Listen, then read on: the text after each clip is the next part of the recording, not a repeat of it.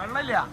വെള്ളം കഴിഞ്ഞ മറ്റേ കൊറോണയ്ക്ക് വെള്ളം 8 മണിക്ക് പോയി കഴിഞ്ഞാൽ പിന്നെ വരുന്നത് 4 മണിക്കാണ്. വൈകുന്നേരം 4 മണിക്കാണ് പിന്നെ വരുന്നത്. അതുവരെ വെള്ളമില്ല.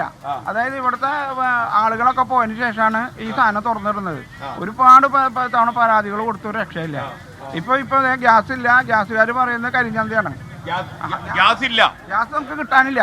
അത് കരിഞ്ചന്താണ്. ഇപ്പൊ വീട്ടില് വിറകടുപ്പിൽ വെച്ചിട്ടാണ് ഇവിടെ കൊണ്ടുവന്ന് കച്ചവടം ചെയ്യുന്നത്. ചേട്ടന്റെ പേരെന്താ? എന്റെ പേര് ബഷീർ. ഗ്യാസ് ഇല്ല എന്ന് പറയുന്നത് ഗ്യാസ് ഉണ്ട് എന്ന് പറഞ്ഞേ പ്രശ്നമാണോ? പ്രശ്നമാണ്, എല്ലാവർക്കും പ്രശ്നമാണ്. അപ്പോൾ ഓക്കെ.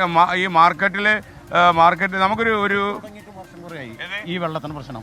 ഞങ്ങൾ കോർപ്പറേഷനിൽ ഇവിടെ ഇവരോട് സംസാരിക്കലൊക്കെ ഉണ്ടായിട്ടുണ്ട് ഇതിന് മുമ്പ് ഇരുന്ന കൗൺസിലർമാരോട്. അപ്പോൾ ഒരു 8 മണി വരെ ഞങ്ങൾ വെള്ളം വിടും, അത് കഴിഞ്ഞ് വെള്ളം നിർത്തുന്നു. എന്റെ പേര് വർഗീസ്. താമസിക്കുന്നു? ഞാനിവിടെ മണ്ണുത്തി. ഇലക്ഷനൊക്കെ വന്നപ്പോൾ എങ്ങനെ? ഇലക്ഷൻ ഇപ്പോൾ ഇവിടെ എല്ലാവരും ഇങ്ങനെ നിൽക്കണം, ജയിക്കണോ.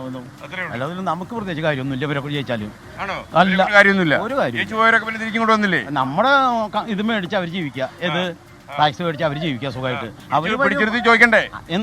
അപ്പൊ പിന്നെ നമ്മള് പോലീസിൽ പോണ്ടേ? ജനപ്രതികളെ തടഞ്ഞു, ഇടിച്ചു, വെട്ടി, കുത്തി. ഞാൻ പിടിച്ചിരുത്തിക്കളേ. ചേട്ടാ, എന്താ ചേട്ടാ വിവരം? 2 കാര്യം പറയാണ്ട്. ഒന്ന്, ഇവിടുത്തെ സൗകര്യവുമായി ബന്ധപ്പെട്ട് മനുഷ്യാവകാശ കമ്മീഷന് 2 പ്രാവശ്യം പരാതി കൊടുത്തിട്ടും സെക്രട്ടറിക്ക് നോട്ടീസ് അയച്ചിട്ടും അവസാനം സെക്രട്ടറിയുടെ പേരിൽ കേസ് എടുത്തിട്ടുണ്ട്.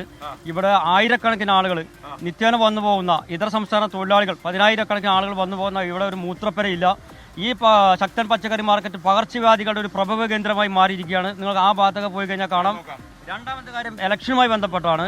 കേരളത്തില് മൊത്തത്തിൽ ഇന്ത്യയിൽ തന്നെ വംശീയ വിദ്വേഷ രാഷ്ട്രീയം ശക്തിപ്പെട്ട സാഹചര്യത്തിൽ കേരളത്തിൽ മതവിഭാഗങ്ങൾക്കിടയിൽ ഭിന്നിപ്പുണ്ടാക്കുന്നതിന് വേണ്ടിയിട്ടുള്ള പ്രചരണങ്ങൾ ഇവിടെ ഈ കഴിഞ്ഞ 10 വർഷമായിട്ട് ഇടതു ഭരണത്തിൽ ശക്തിപ്പെട്ടിരിക്കുകയാണ്. ഇപ്പം മുസ്ലിം ക്രിസ്ത്യൻ കമ്മ്യൂണിറ്റികൾക്കിടയിൽ വിദ്വേഷം ഉണ്ടാക്കുന്നതിന് വേണ്ടിയിട്ട് നാർക്കോട്ടിക് ജിഹാദ്, പാലാ ബിഷപ്പിനെ പോലുള്ള ആളുകൾ അത്തരം വിദ്വേഷ പ്രസ്താവന നേതാവാണോ? അല്ല, വിദ്വേഷ പ്രസ്താവന നടത്തിക്കൊണ്ടിരിക്കുമ്പോൾ, അതുപോലെ ഈഴവ മുസ്ലിം കമ്മ്യൂണിറ്റികൾക്കിടയിൽ വിദ്വേഷം ഉണ്ടാക്കുന്നതിന് വേണ്ടി വെള്ളാപ്പള്ളി നടേശനെ പോലുള്ള ആളുകൾ സംസാരിച്ചുകൊണ്ടിരിക്കുമ്പോൾ അവരെയൊക്കെ ഉപയോഗപ്പെടുത്തുന്ന ഇടതുപക്ഷ രാഷ്ട്രീയത്തിന് ജനങ്ങൾ തിരിച്ചറിഞ്ഞിട്ടുണ്ട്.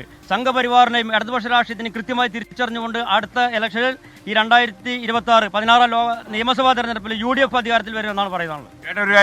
എന്തോ കച്ചവടം? ഞാൻ കുമ്പളങ്ങ, മത്തങ്ങ, ചേന കച്ചവടമാണ്.